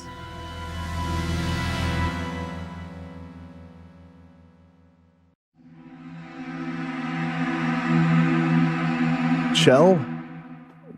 Yeah? We're going to Texas. We're going to Texas. Oh, okay. This is from mysanantonio.com. Yeah. The headline reads, "Strange stinging creature is washing up on Texas beaches." So not a chupacabra. It appears to not be a chupacabra. Okay. There's a picture of a man holding one. I don't know. Is that like a jellyfish? Yeah, it's a jellyfish. Oh. But that's unusual. Oh. Oh, wait. Wow. Okay, you're going to love this. I said, but it's unusual. First line of the articles, "It's not unusual for jellyfish to wash ashore." I couldn't have made that up if I tried. "It's not unusual for jellyfish to wash ashore along the Texas coast. More often than not, they're harmless moon jellies." Do you ever think about jellyfish, by the way? Yes. Does it bother you? It bothers me. Why? Why would it bother you? They don't have a brain. Just because their brain doesn't look like your brain doesn't mean. So they do have a brain? I thought they literally don't have a brain. Well, they don't, but that doesn't mean that they don't have a brain that we just don't understand as a brain, right? But I'm okay. So jellyfish do not have brains, hearts, or a central nervous system. Instead, they possess a diffuse nerve net spread throughout their bodies that allows them to sense light, temperature, and chemicals, coordinate movement, and feed. Yeah. So kind of like a brain. My problem is, like, I just don't understand, like at what point is something alive? When it's moving around and doing things? It's just weird to me. I'm not saying that therefore it's not alive. I'm just saying like it breaks a lot of conventions. I guess. Okay, fine. You understand jellyfish perfectly. I'm just stupid. You win. I just You think win. jellyfish are fine. Fine. Well, I don't know how you'll feel about these. Harmless moon jellies, which are clear disc-shaped creatures that most people can handle without being stung. But this week, a different kind of creature has been washing up ashore on North Padre Island, one whose gelatinous tissue can pack a powerful punch. Uh-oh, I guess. According to Jace Tunnell, with the Heart Research Institute in Corpus Christi, a number of Atlantic box jellyfish have been washing ashore in the coastal bend this week. The jellies get the name for from their shape, which the Heart Institute described on Facebook as having a square-shaped bell with long tentacles extending from each corner. Yeah. Like moon jellyfish, box jellies are transparent, but unlike moon jellyfish, touching a box jellyfish can pack a wallop of a sting that can cause burning, welts, and itching. Ow, I guess. You've never been stung by a jellyfish? No. Why not? I haven't been that lucky yet. Quote, just ask Jace, who put one of his arm to test the pain level. I'm guessing one of his arms. Yeah. To test the pain level. He says it's about a 4 or 5 out of 10 on the jellyfish pain meter, the research facility said. That's a job right there. Yeah. I let jellyfish sting me and then rate it. I don't think that's a bad job. And a 4-ish is not bad either. I wouldn't mind getting stung by a 4-ish jellyfish. Well, if you had to choose, but you'd rather not get stung at all, I assume. I don't know. Oh my gosh, you're so weird. We should probably get me stung by a jellyfish. just so you can know. Just so I can know. Yeah. And I would prefer that one to like a Man of War collection of jellyfish thing. Oh, you mean a Portuguese Man of War. Don't steal that from my people. Okay. That one. Yeah. Man of War. In the water, the jellyfish and their tentacles can stretch as long as 7 feet. Oh, shit. That I didn't know. Yeah. The tentacles are covered in venom-filled structures called nemotycists. Nemotycists? Those nemotycists are capable of stinging a person or animal who touches a box jellyfish, even if it's dead. Yeah. I remember hearing that. Jellyfish sting when they're dead. Can you touch the top of it, like pet it? Is that okay? You totally can. Yeah. That was a picture of a guy holding one that I showed you at the beginning of the article. Yeah, but that doesn't mean it was fine that he did that. I mean, he seems happy. Yeah, actually, no, he does have like a serious face. He's probably in a lot of pain. Yeah. I mean, but aren't we all? Yeah. Another thing that makes box jellyfish unique is that they don't rely upon ocean currents to move them around. While other jellyfish species can undulate their bellies to help propel them through the water, their locomotion still largely relies on drifting in ocean currents, according to the University of Florida's Institute of Food and Agricultural Sciences. Who's eating jellyfish that would happen? People eat jellyfish. They do? I believe so. I believe that's a dish. What? I'm almost positive. Eat jellyfish. Now I'm getting mad. Yes, people eat jellyfish primarily in East and Southeast Asian countries like China, Japan, Korea, and Thailand. Are you reading an AI summary? Yes. Don't do that. It says here some species are suitable for human consumption. They're harvested and consumed in East and Southeast Asian countries, and in some Asian countries it's considered to be a delicacy. See? What? You can make sushi with it? Oh, they make noodles out of it? Ooh, edible jellyfish prepared in sesame oil and chili sauce. I bet that's really good. Maybe. I don't know what jellyfish tastes like. I don't either. It has been described as slightly chewy. Yeah, I would think so. Okay, fine. You win this round. Yay. Box jellyfish, however, quote, actively swim and hunt small fish and shrimp, Wow. Okay. Atlantic box jellyfish live for about a year. They have eyes. I didn't see any, but it says they have eyes. They have eyes and can see where they want to go. Wow. I like how this article does this. Speaking of box jellyfish can propel themselves through the water at speeds of up to 4 knots. I don't know how fast 4 knots is. Is that I don't know. Is that like miles per hour? Is that like 4 miles per hour? 4.6 miles per hour. Okay. So it's around there. Yeah. Yeah. So it's like brisk walk. Mm-hmm. Probably not even brisk. That's probably a slow walk. Saunter. No, actually 4 miles per hour is a pretty fast walk. People normally walk about 2 miles an hour. Let's see. The average walking speed for adults is 2.5 to 4 miles per hour. Okay, but it's a really brisk walk. Yeah. Yeah. It would be considered a fast walk, but still walking. Mm-hmm. See, we figure out the serious topics in life that people want to know about. Yeah. That's what we're all about here at Monthly Spooky. We ask the questions you are too smart to ask. Oh wow, this is quite a margin. About 20 to 50 species of box jellyfish can be found around the globe. Wow. 20 to 50. That's they're really good at finding them, I guess. No. Yeah. With the most notorious one being the deadly Chironox fleckeri, more commonly known as the sea wasp, that can be found off the coast of Australia. The National Oceanic and Atmospheric Administration calls the Australian box jellyfish the most venomous marine animal. Wow. Yeah. I want to know what happens when you get stung by a sea wasp. Happens when you get stung by a sea wasp. A sting from a sea wasp causes immediate, excruciating, whip-like burning pain with severe cases leading to cardiac arrest or death within 3 to 5 minutes. That's not good. No. It's not good, man. It's real bad. I want to get stung by one, and I changed my mind. It's too late. It's your Christmas gift. Okay, fine. Yeah. Yeah. You should think before you speak. I should too. Well, we're going to take a quick break, and when we get back, we're heading back to Salem to learn a little bit of culture right after this.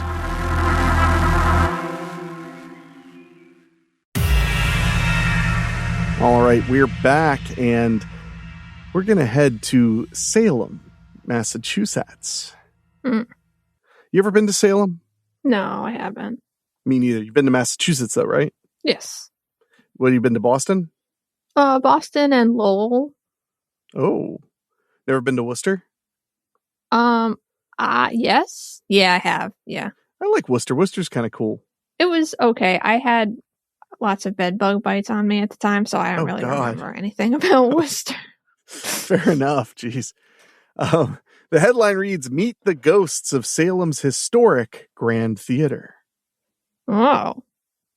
That's fine. The ghost hunters stood in the basement of the Grand Theater while Zoe Damon sat crisscross on the floor, a crystal on a chain hanging from her fingers. I mean, that's rough, man. Well, you're the one who's into all the ghost hunter shows, so I figured you'd be like, yeah, man, that's what it's like, bro. Yeah. Pretty much. Man. Damon had established that should the crystal move forward and backward on the chain, that would indicate a yes response from the spirits around them. But so far, she hadn't been able to establish which movement would mean a no. The other way? Yeah, side to side. Side to side? I thought that's usually how they do that with the divining tools and stuff. Yeah. I guess not. Silence stretched, and ghost hunter Chelsea Serpas glanced occasionally at her spirit box. We know you have opinions about spirit boxes. Yeah. What are they? I mean, our spirit box, are we talking about the thing that does the radio frequencies? Mm-hmm. Spirit box? Yep. I mean, I definitely don't think that I always believe what's coming through. It sounds like what they think it sounds like. That's for sure. There's definitely like matrixing going on where people hear things that aren't really there, and you are picking up radio stations. So you think they're bunk, huh? no, I just don't. I mean, they're really picking up radio stations. Definitely. Wow. Congratulations, you invented a crappy radio. Yay. Like, You it just did it. keeps cycling. You can't even listen to anything. No, I don't. I mean, if ghosts are real, they might be able to use that to communicate, but most of the time I hear them used, I can't understand the words. And they're like, it said the person's name. It's like, I'm pretty sure it just said blah. So, like. Fair enough. That's fair. Yeah. Some believe the machine can turn radio frequencies into words or phrases at a ghost's behest, which the box will show on the screen as a robotic voice in a British accent reads the words aloud. Oh, okay. So it's the other kind of thing. Oh, I didn't know there was a one that did that. Yeah, there's one where, you just see it on the screen, which I actually trust less because I'm not 100% sure that those things aren't just set up to say scary words or something. I mean, that's what I would want if I bought one.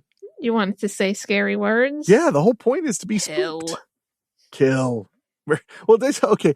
I'm sure I've talked about this before, but when I worked at Spencer's Gifts years and years ago, there was a time I sold I was talking to a kid who wanted to buy a Ouija board because we sold Ouija boards.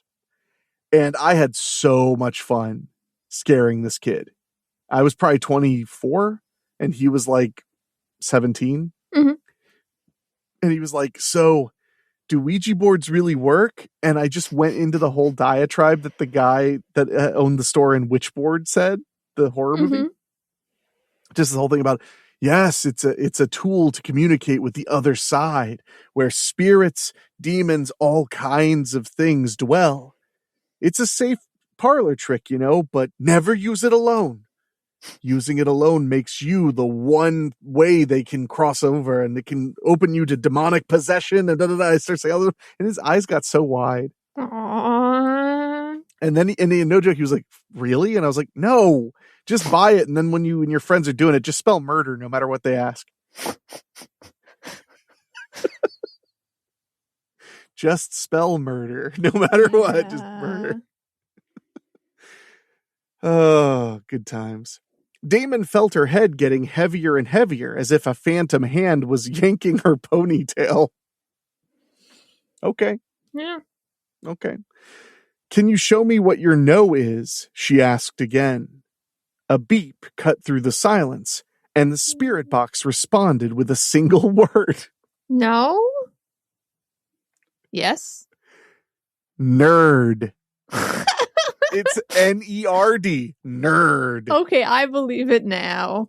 Well, I mean, here's a photo of the young lady. Yeah. Nerd. She is wearing glasses and some flannel and stuff. But this is what the article says. It says it responded nerd. Then the ghost hunters doubled over in laughter. Good. I would assume you'd just be afraid, but they really are here with us. Ghosts of the Grand has again taken over the downtown historic theater, this year offering 2 unique ghost hunting experiences, both celebrating the profession of paranormal investigation. Ghost hunters take equipment like spirit boxes, tools that measure electromagnetic fields, and old school options like Damon's crystal pendulum into places that some believe to be haunted, like the Grand. There are ghost hunting organizations throughout the Pacific Northwest and reality TV shows like Ghost Adventures and Ghost Files. I'm pointing at you because you like those shows. I know both of those. I don't like either of them. Ouch. What's in your opinion, what's the money ghost hunter show? No, I don't want to. Why not? Because I feel stupid. I like Kindred Spirits a lot. Wow. Yeah, sorry. I haven't heard of it.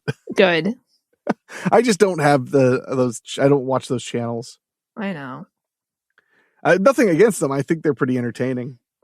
Sure. What? Oh, jeez. It's hateful. okay to Chell hate is them. hateful. I don't. I would tell you if I did. Do you think I mince words on this show? I don't know. I don't. You know that I don't. Oh. You know that I don't. So, Shows like Ghost Adventures and Ghost Files have built dedicated fan bases, including Serpus of the Salem Haunt Club, who brought the concept to life for this year's Ghosts of the Grand.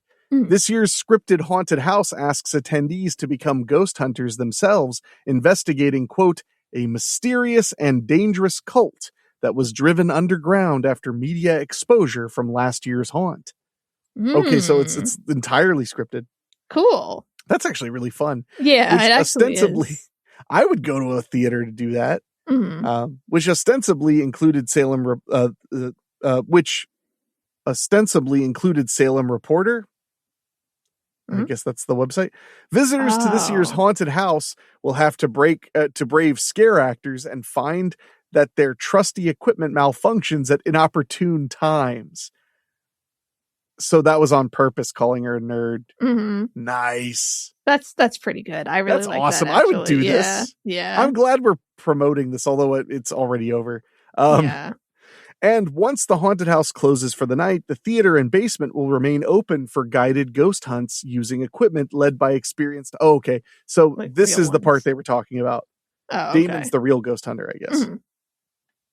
Led by experienced hunters like Damon, who will make an earnest effort to communicate with the dead and collect evidence of the paranormal. Both haunted experiences run Thursday through Sunday through November 1st. So it's already over. Sorry.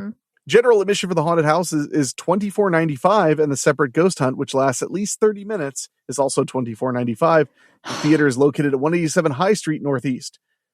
Serpus, who also runs dark history tours in Salem, said she began offering a guided ghost hunt in the Grand this summer, which were booked up immediately. So she invested in more equipment and recruited ghost hunters for the Halloween season's tours, including Damon and local comedian Tina Hogstrom.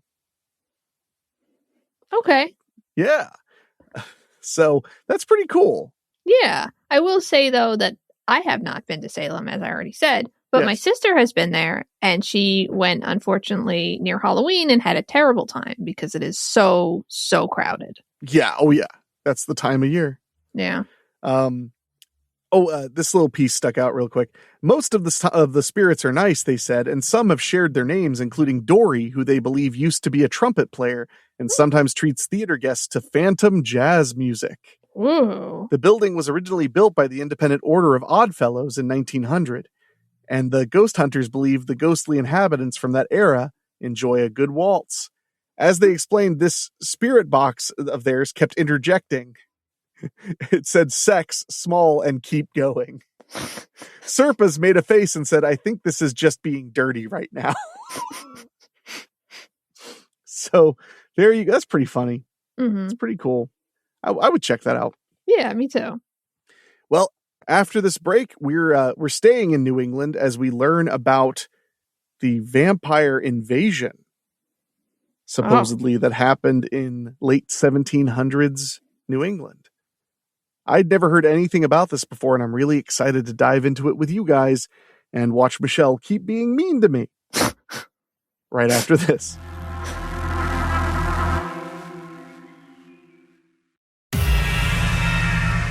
All right, Chell.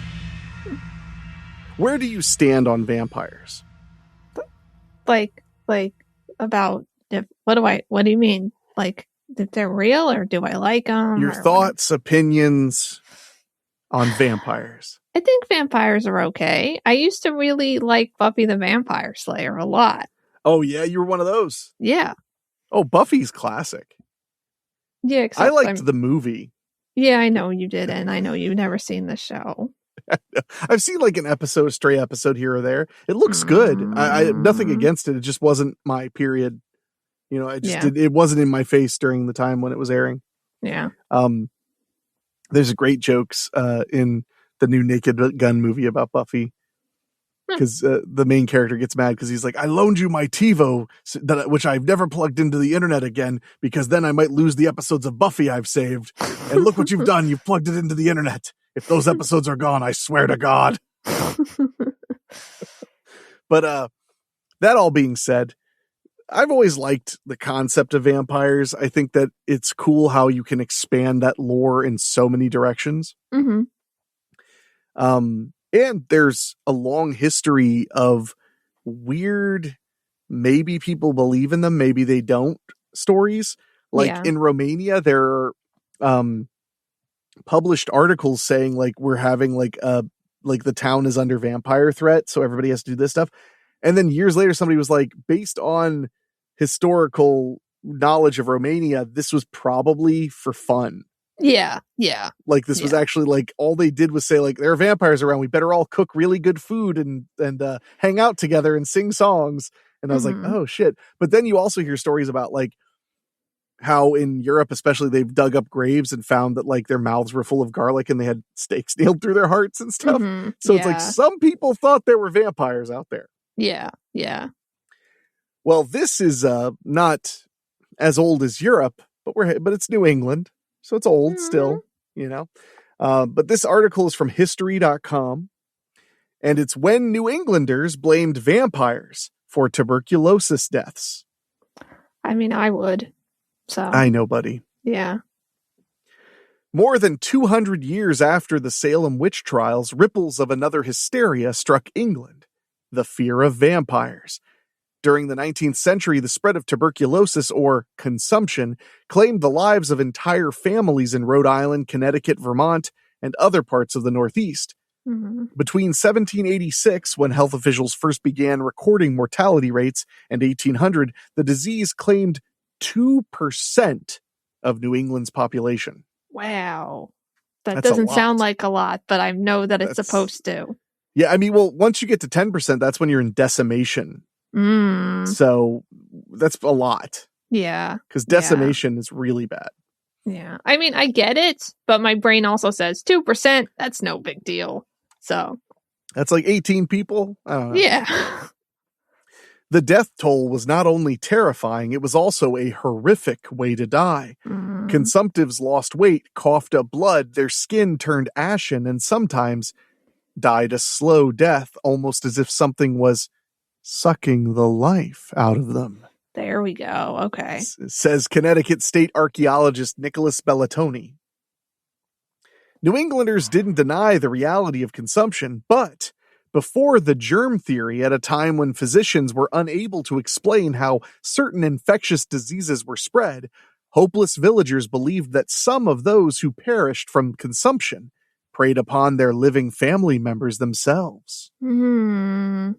Some described New England vampires as a microbe or bacterium with fangs. That's pretty cool. I like that. Dun dun. Nice.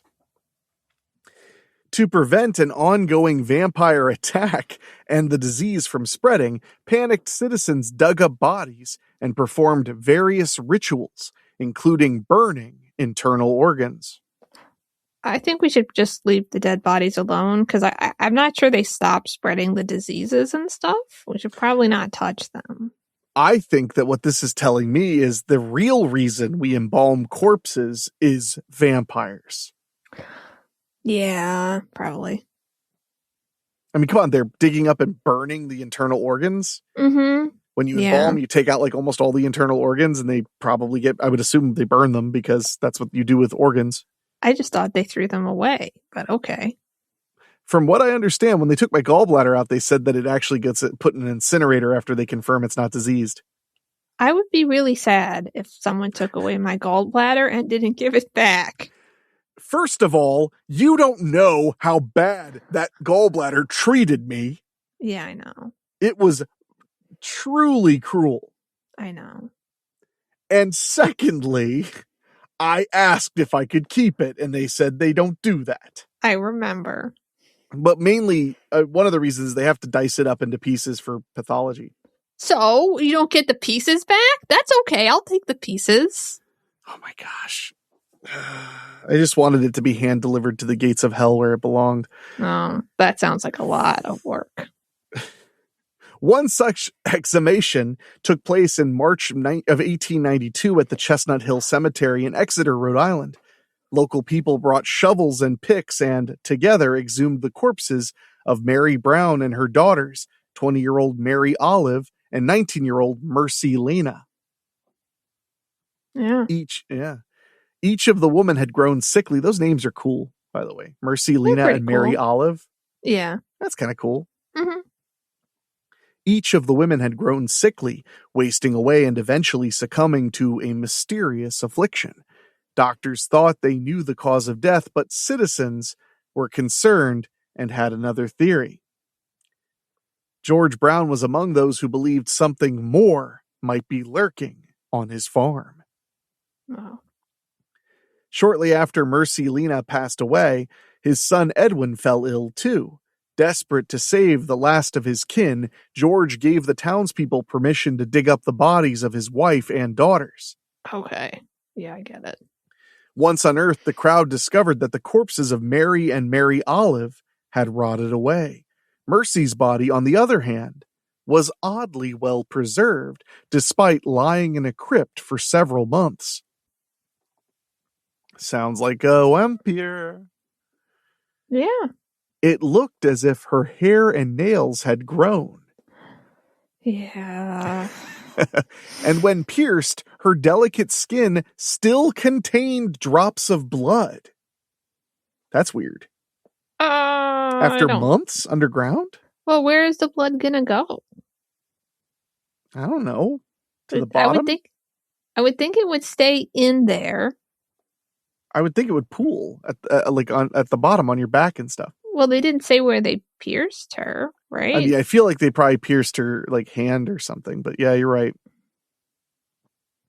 For those who had gathered, these telltale signs confirmed their suspicions. Mercy was a vampire. Damn. Just when you think you know somebody. A village doctor witnessed the makeshift graveside autopsy and reiterated the suspected cause of death. He explained how the cold New England weather would have kept her body preserved. Mm-hmm. The townspeople wouldn't listen. Panicked, they removed Mercy's heart and burned it on a nearby rock. I mean, if you're going to burn it, burn it on a rock. I mean, that's what I always say. It is believed that you have always said that. I know, right? Yeah. I always wonder what you were referring to. Like, I mean, poetically, I get it. Huh. Yeah. It wasn't even this. It's just a coincidence, by the way. It's just a coinky dink. Okay. Yeah. I don't know why that's so funny to me, but it really is. Panicked, they removed Mercy's heart and burned it on a nearby rock. It is believed that in ritualistic fashion, Edwin then consumed the ashes. Ew. Yuck.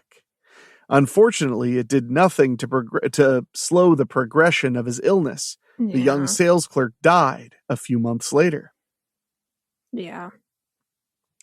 The Brown exhumations in Rhode Island, known as the vampire capital of America, was just one among tens of similar exhumations throughout New England at the time. Henry David Thoreau even mentions one in an 1859 journal. Interesting. Wow. Okay. So we're going to take a break. And when we get back, the next section's headline is possibly the dumbest thing I've ever seen. Yay. But I don't want to waste it. I want to make everybody wait in bated breath and suspense. So we'll get to that right after this.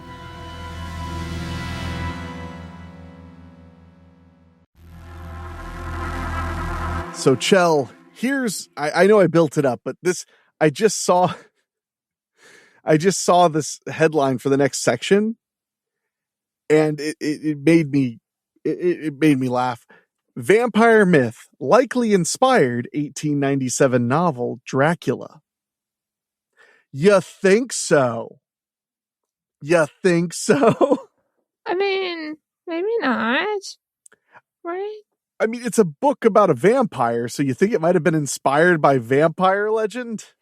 I don't know. Maybe it was a coincidence? Another coinky-dink.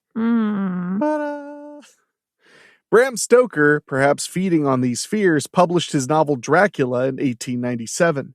He described the vampire character as a spectral being or ghost possessing a human body who left the grave at night to suck blood from the living. The vampires feared in New England took on a less fantastical but still terrifying form. I mean, but it's nothing like those. Oh, what are those called? You know about Chinese vampires? I don't know. You don't? I don't know if I know. They're called jiangshi. I don't know. They hop. Oh. That's the thing. People can also hop, but okay. But they have to hop. That sounds annoying.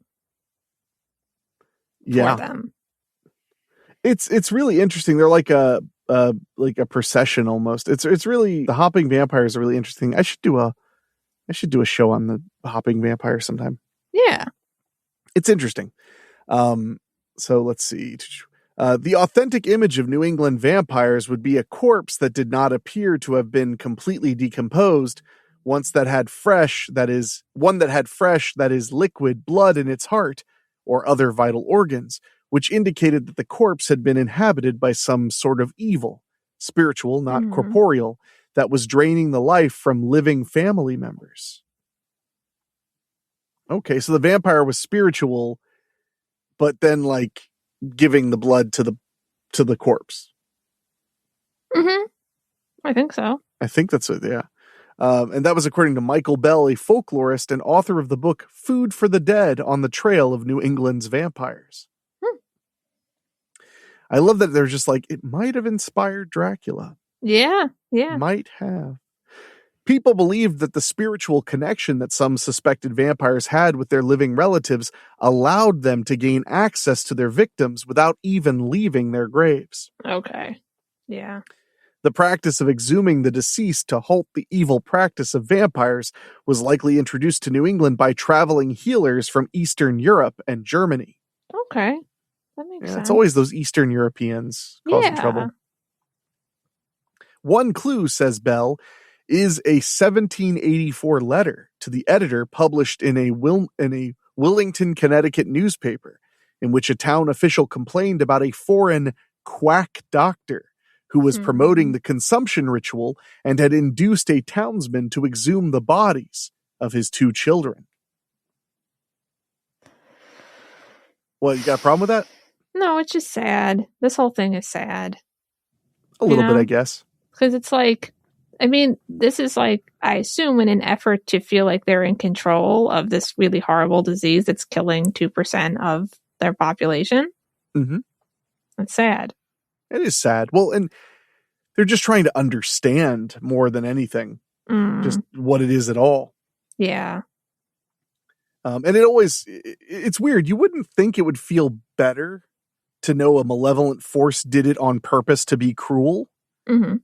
But for a lot of people, that is kind of a relief to hear like, oh, well, this was done. This is cruel. Therefore it was done to be cruel. That makes sense. Yeah. Yeah. It's not just a random occurrence. It just happened to, kill your kids. It was a bad guy. So a bad thing guy creature. Bell has documented over 80 vampire rituals in New England and continues to uncover new cases. He estimates the practice began no later than 1784 and persisted through to at least 1892. That's a really long time. It's kind of a bummer. Dracula was such a big deal, the book and then the movie. You know, you'd think it'd be like Jaws, like more people would be going out, like exhuming caskets and killing what they thought were vampires because they were like, man, that book was so good. That should be my life. Yeah. Yeah. Well, more so, man, that book was so scary. What if that's my life? I guess that's a better way to put it. Yeah, that too. You're like, I like both. I would do both. Mm-hmm. The evidence also suggests that this practice was known and accepted and sometimes actually endorsed by the community at large, by town authorities, and even by clergymen. Wow. That one surprises me. Mm-hmm. In parts of Massachusetts and Maine, bodies were simply flipped over and left alone. Oh, yeah, I've heard about that. Exhuming corpses and turning them over is a way to make them stay in their grave. Why? It's just it's an old superstition. But the idea being basically that if they're face down, I guess they can't be used for like psychic thing. Like by not looking up toward the sky, but looking down toward the ground, they're like, it nerfs them. It stops them from being able to do anything. Mm-hmm. I guess that makes sense. Not really. I mean, it doesn't make any say, sense. it makes sense as much as all of this makes sense. Yeah. You know, like there's a logic to it. It is a bit bent. Yeah. But there is a logic to it. I see. I find this stuff fascinating. It's like when you didn't know about the Sin Eater and I got like amped up to tell you about Sin Eaters. Mm-hmm. This stuff is fascinating because we are in such a tiny piece of human history. Yeah. You know, like each person gets to live such a small piece of human history. I watched a movie recently, unrelated. No, I watched a movie recently, but it was about a guy who was born in like 1885 and it was like about his whole life.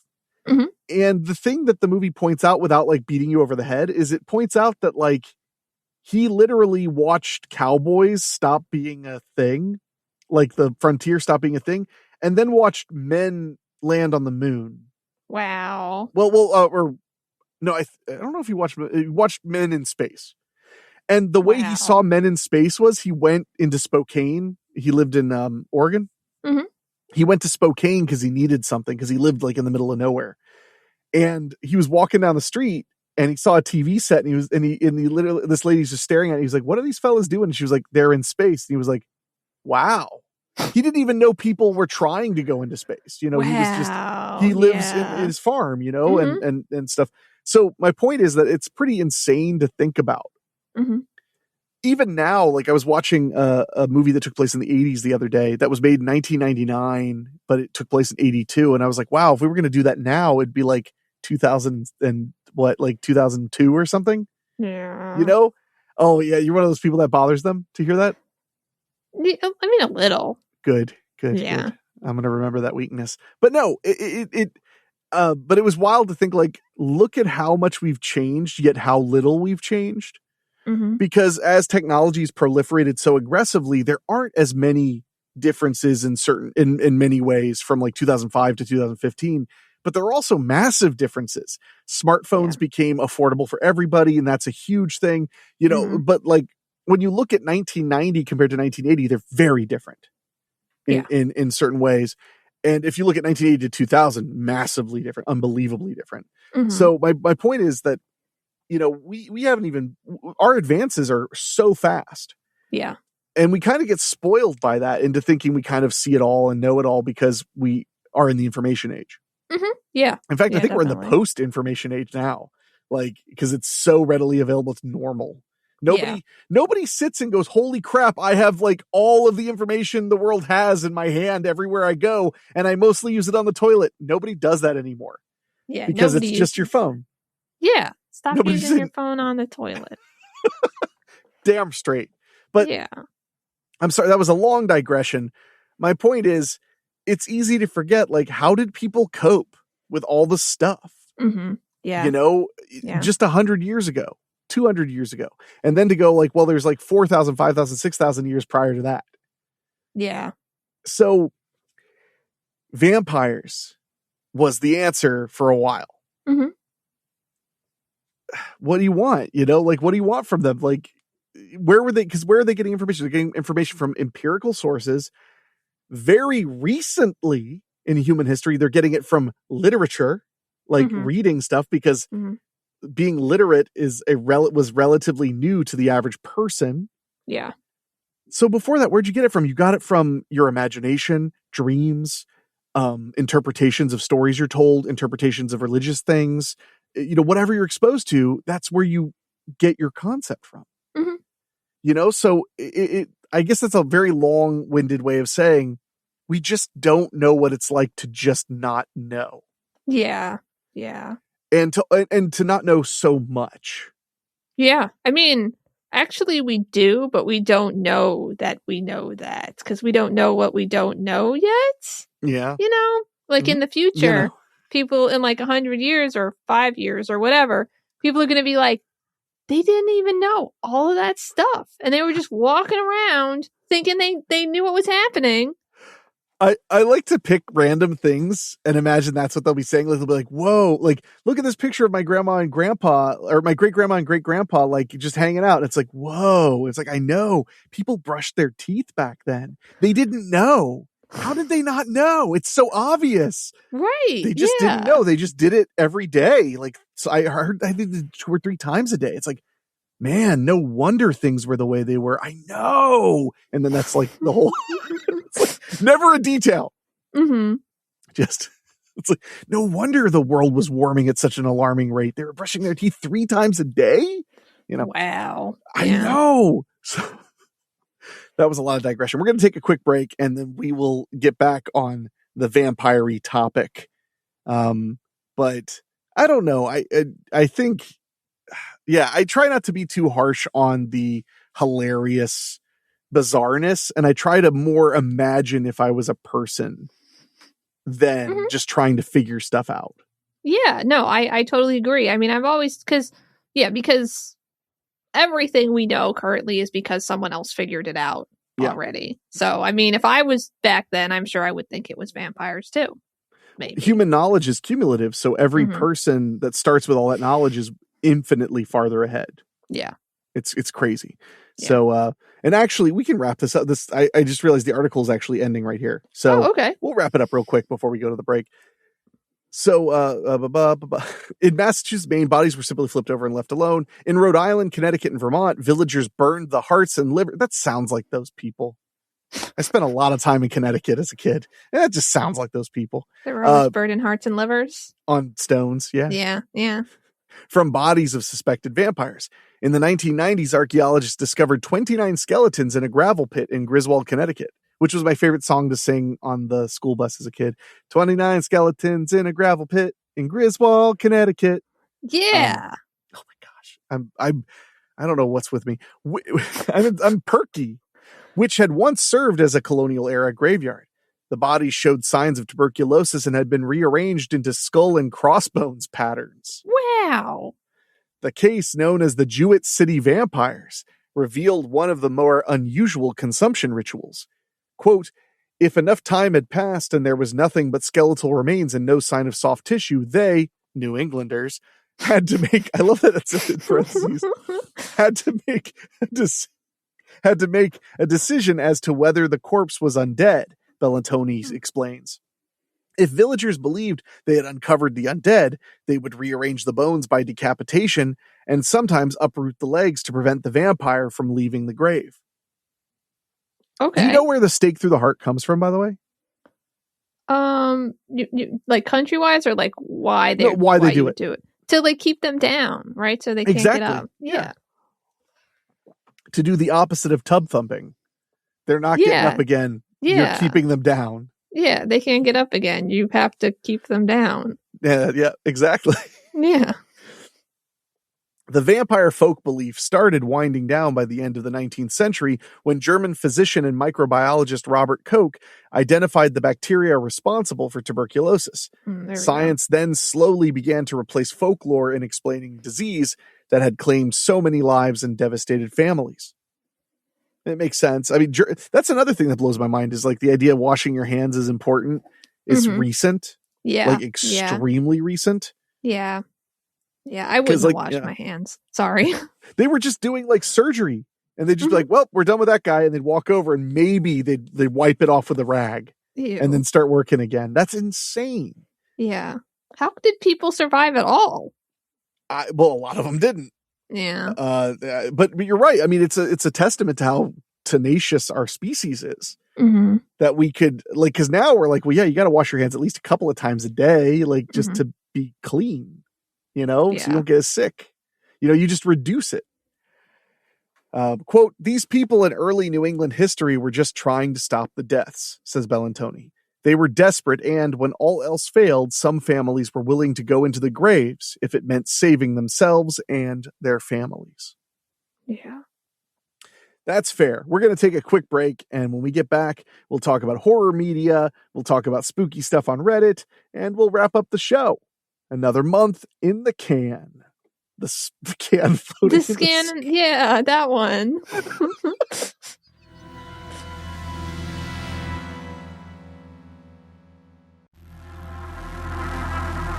All right, wrapping up this edition of Monthly Spooky, I want to mention I watched a lot, and I mean a lot, of horror films in the theater this last month.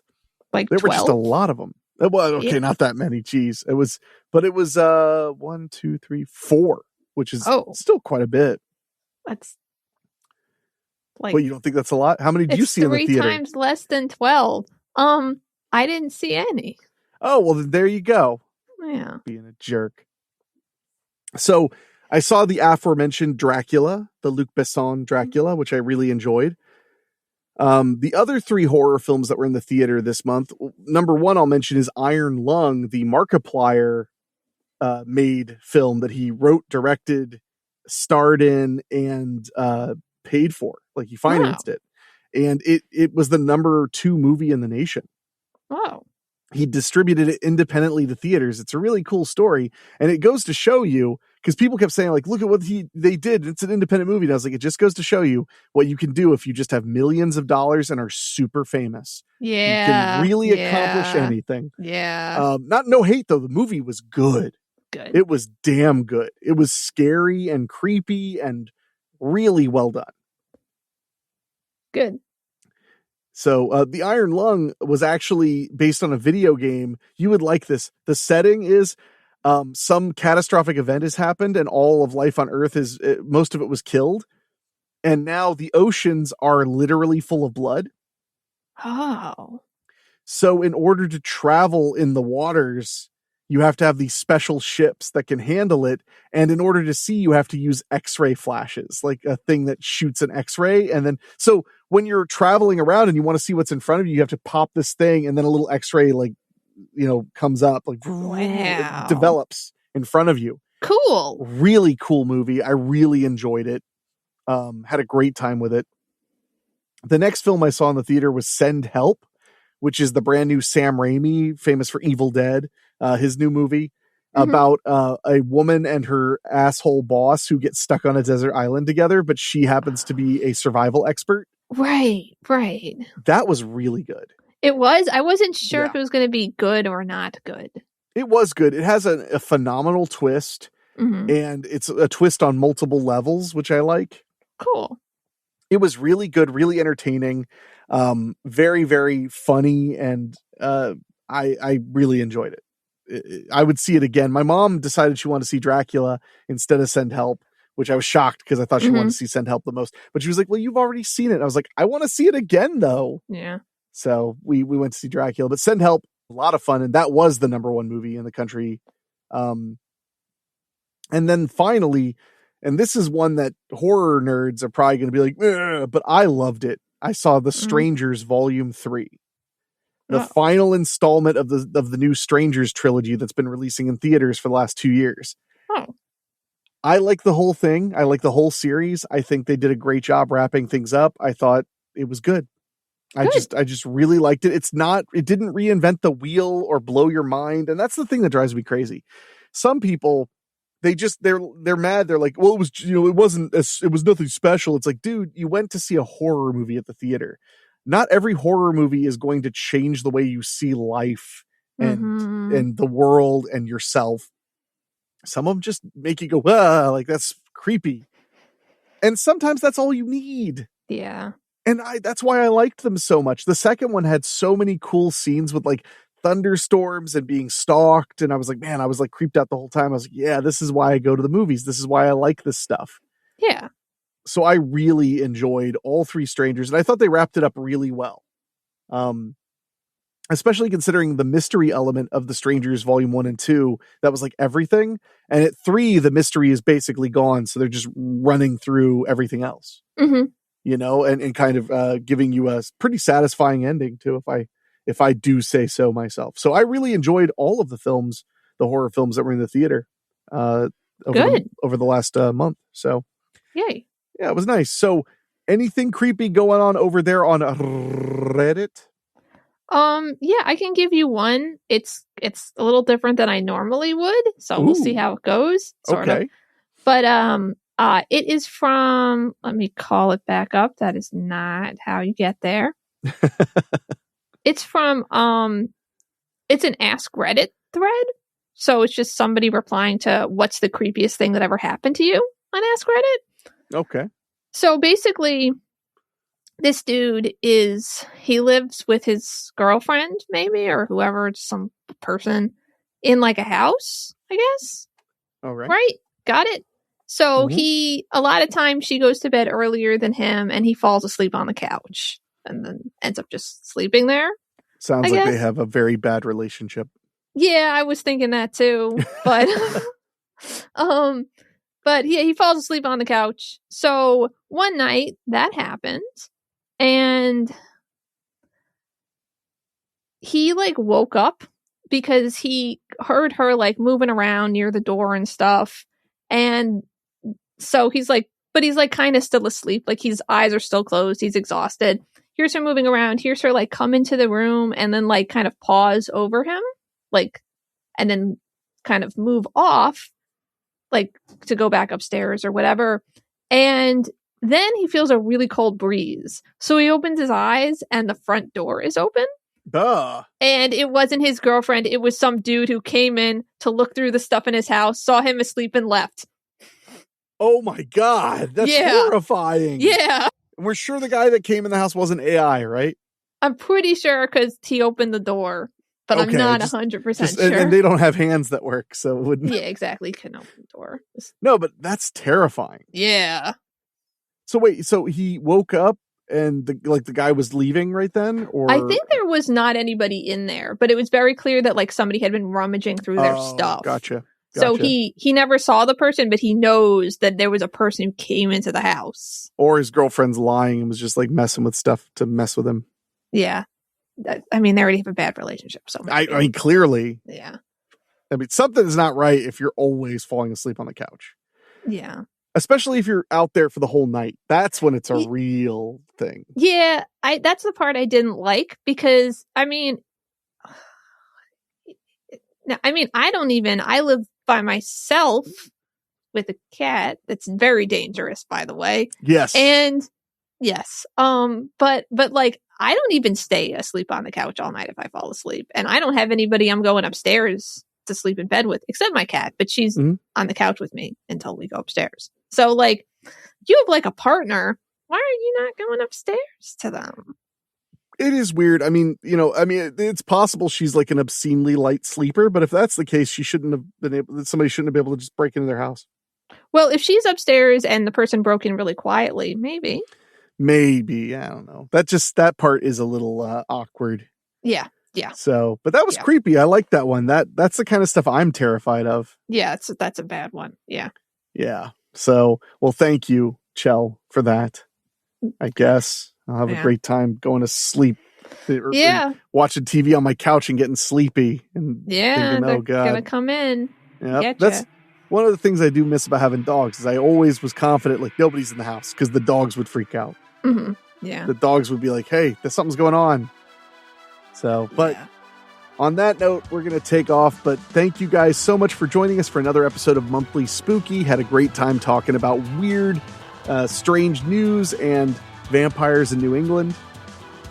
If you want to write us for any reason whatsoever, it's at weeklyspooky@gmail.com. We love to hear from you. That would be cool. I think we've only had like one person write in directly to Monthly Spooky about us specifically. So we get comments on Spotify and stuff, especially when you're mean. People love Spicy Chell. That is their favorite.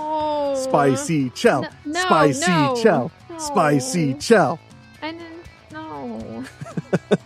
But thank you guys, and we'll see you on the last Monday of March, and we'll talk about more spooky stuff, and Chell will continue her spicy hatefulness. Oh. Michelle, you want the last word then? No. That counts. Damn it. Yeah, exactly. Oh no!